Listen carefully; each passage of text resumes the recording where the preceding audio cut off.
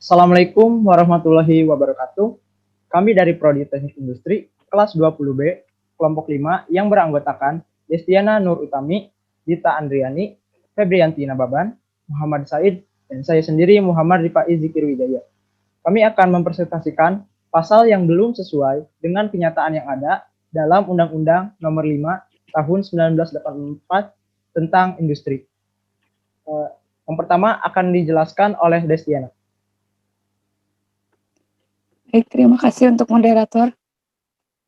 Di sini saya akan menjelaskan tentang landasan dan tujuan pembangunan industri, yaitu pasal 3 ayat 1 berbunyi, meningkatkan kemakmuran dan kesejahteraan rakyat secara adil dan merata, dengan memanfaatkan dana sumber daya alam atau hasil budidaya serta dengan memperhatikan keseimbangan dan kelestarian lingkungan hidup.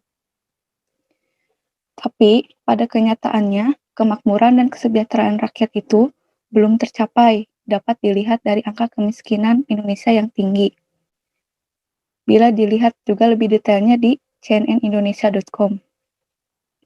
Pasal 3 ayat 2 berbunyi, meningkatkan pertumbuhan ekonomi secara bertahap, mengubah struktur perekonomian ke arah yang lebih baik, maju, sehat, dan lebih seimbang, sebagai upaya untuk mewujudkan dasar yang lebih kuat dan lebih luas bagi pertumbuhan ekonomi pada umumnya, serta memberikan nilai tambah bagi pertumbuhan industri pada khususnya. Namun, pada kenyataannya, masih banyak impor tanpa diimbangi kekuatan ekspor. Contohnya, impor dalam bidang alat pabrik yang kerap didatangkan dari luar negeri. Membangun ekonomi di atas suku seperti itu, bagaikan mendirikan rumah di atas fondasi yang rapuh. Konsumsi tanpa produksi, ekspor tanpa nilai tambah, derasnya impor tanpa diimbangi, subsidi tanpa sasaran, tenaga kerja tanpa daya saing, usia produktif tanpa lapangan kerja, pertumbuhan tanpa pemerataan. Inilah sebagian masalah struktural ekonomi di Indonesia. Pembangunan ekonomi 10 tahun terakhir tak mampu mengubah struktur ekonomi yang tidak seimbang. Sekian dan terima kasih.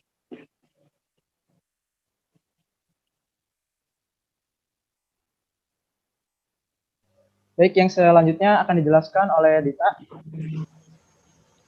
Iya, terima kasih untuk moderator.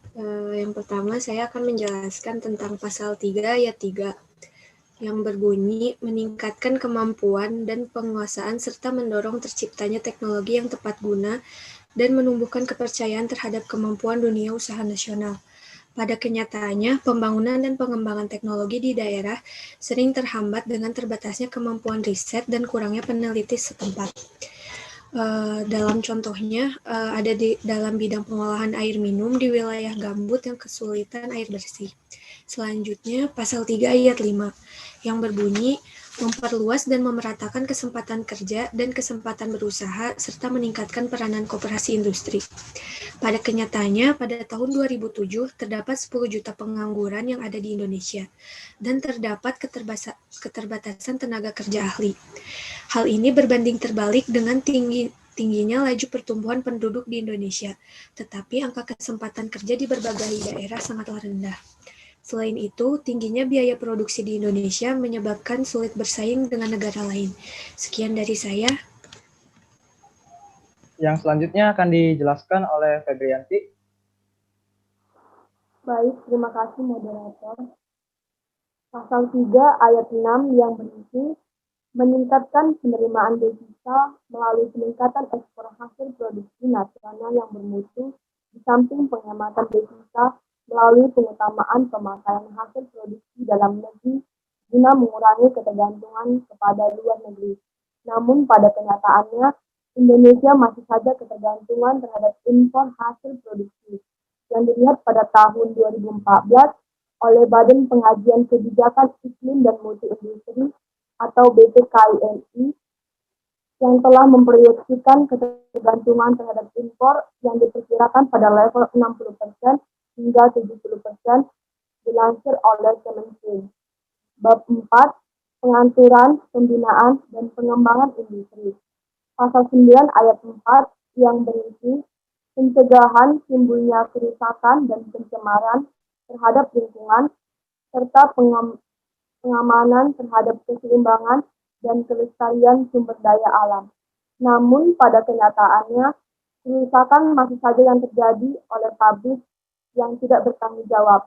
Contohnya pada akibat limbah batubara di sepanjang das air di Bengkulu hingga pesisir pantai di Bengkulu Kota dan Bengkulu Tengah.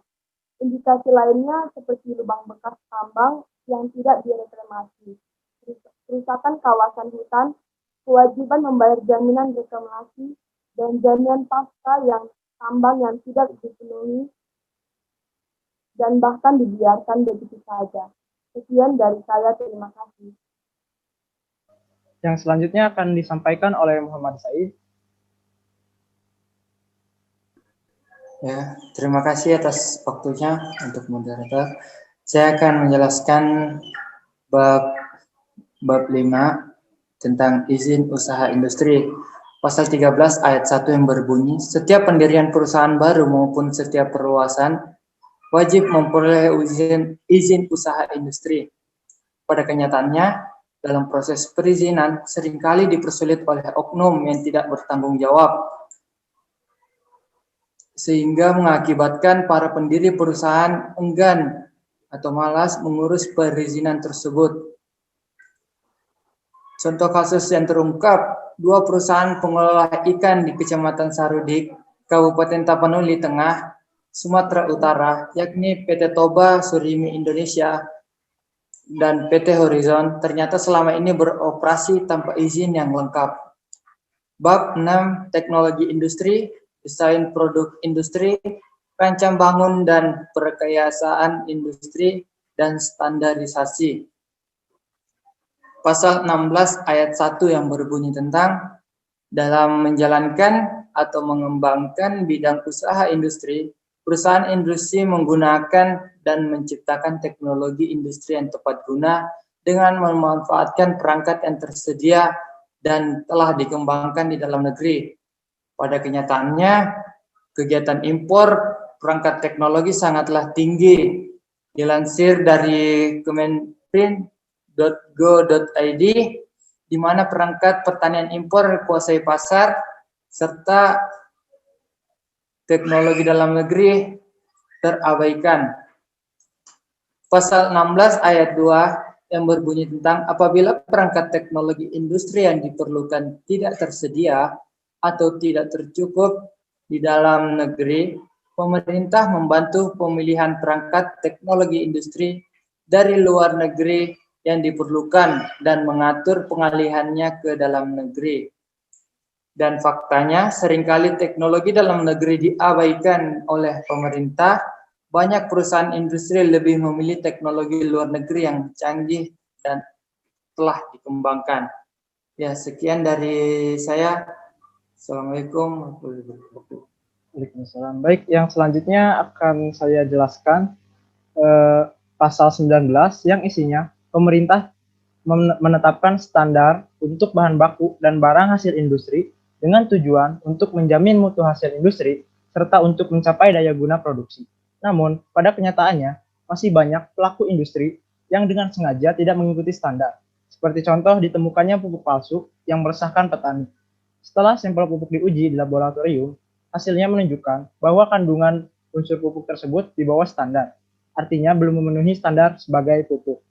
Yang selanjutnya, bab 8 mengenai industri dalam hubungannya dengan sumber daya alam dan lingkungan hidup. Pasal 21 ayat 1 yang isinya perusahaan industri wajib melaksanakan upaya keseimbangan dan kelestarian sumber daya alam serta pencegahan timbulnya kerusakan dan pencemaran terhadap lingkungan hidup akibat kegiatan industri yang dilakukan. Pada kenyataannya, ada saja perusahaan industri yang membuang limbah hasil industrinya sembarangan. Sebagai contoh pencemaran di Bekasi, limbah yang dibuang tanpa melalui proses pengolahan limbah.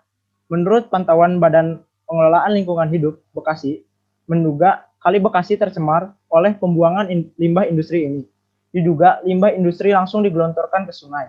Akibatnya, air kali tidak layak lagi dipakai menjadi bahan baku air bersih oleh PDAM di Kota Bekasi. Sekian presentasi dari kami. Mohon maaf apabila ada salah kata. Wassalamualaikum warahmatullahi wabarakatuh.